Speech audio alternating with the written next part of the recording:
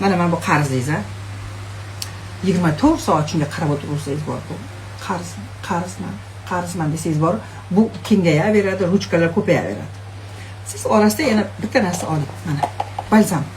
Shu balzamni ichsam, men asablarim joyiga tushar ekan. Altin xonim aytdi, shu rosa ham genetika bilan ishlas ekan. Bu sentralniy nervniy sistema bilan ishlar ekan. Mana shuni ichsam bo'lar ekan. Qancha kun avval asabiylashibman. Hatto ozgina asablarni saqlab qolardim. Ko'rdingizmi? Mana bu chekada qolib ketdi. Siz уже fokusingizni mana bunga berdingiz. Ko'rdingizmi?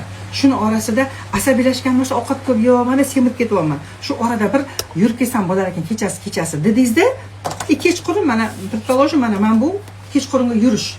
Kechqurun siz ovsiningizga telefon qilib chiqing, olsin, aylanib trotuarda ozgina bir 10 ming qadam yurib kelamiz. Yetmaydigan dunyo yetmay ketsin, shuni charchab ketdim deb, masalan, balzamingizni ichib olasizda, asab tinchlantiradigan va ovsiningiz bilan yaxshi narsalar gapirib, parkka borib, aylanib keldingiz. Men bu chekkaga chiqib ketdimi? Chiqib ketdi, ko'rdingizmi? Уже sizni fokusingiz 3 ga bo'lindi. Sport, mana bu здоровье, mana bu qarz. Уже 3 ga bo'lindi. Sizni 100% lik energiyangiz 33 ga bo'lindi. Agar men bu ikkalasi bo'lmasa, men bu 100 bo'ladi. Va bu ko'payaveradi. Qizlar rosa katta insight ketib qoldi tushungan odamga. Tushunmagan odam tushunmasa o'tiraveradi, bir nima deyapti deb. Shuning uchun bilim olsangiz, qadam va qadam degan narsa bor-da.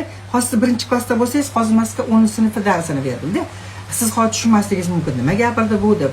Agar 8-9 da o'qiyotgan bo'lsangiz, bu hozir pryamoy maktab aytmayapman. Toifa, dunyo qarashingiz, bilimingiz.